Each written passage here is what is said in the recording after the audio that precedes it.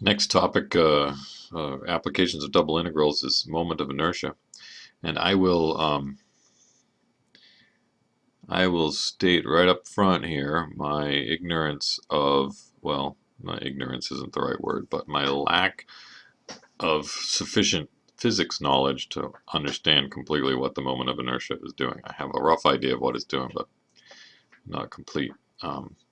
My moment of inertia is a lot like center of mass, but somehow it's it's measuring tendency to rotate around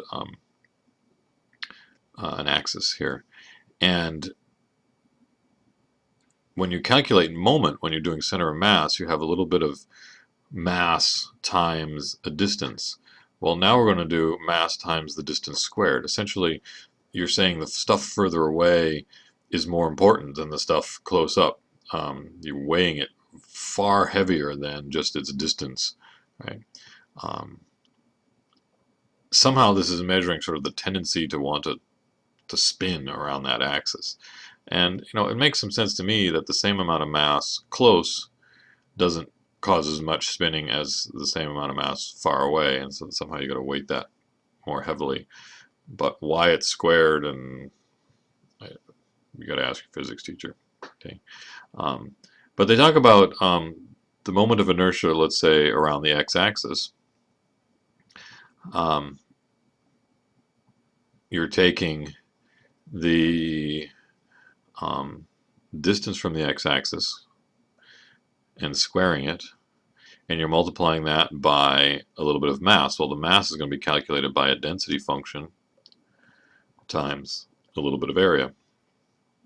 And then you integrate that. That is, you add all the little moments of inertia for all of the little rectangles all over that whole region. So you integrate over d, this thing. So that's the moment with respect to the x-axis. Likewise, you can calculate the moment with respect to the y-axis, in which case you'd be measuring the distance away from the y-axis and squaring that. Well, distances from the y-axis are x values. So the moment of inertia from the y-axis is a similar thing, but instead of y squared, it's x squared times the density function. Okay. Integrate over the whole region D.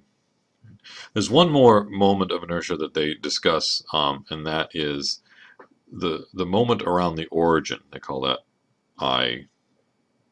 I don't know if it's I0 or I0. Anyway, maybe it's O for origin, maybe it's 0 for origin. I don't know. And so in that case, you're measuring, for each one of these rectangles, you're measuring the distance away from the origin. Well, that distance away from the origin, let's call it r, is the square root of x squared plus y squared. But in each of these, we're squaring that distance. So the distance that we're talking about here, the square root of x squared plus y squared just looks like x squared plus y squared.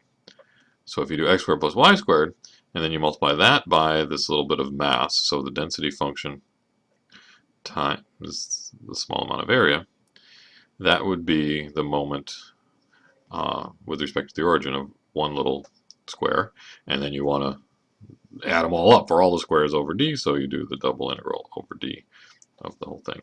Okay, so those are the formulas for the moment of inertia. Again, I'm sorry to say I don't know enough physics to be able to interpret these as well as I'd like to.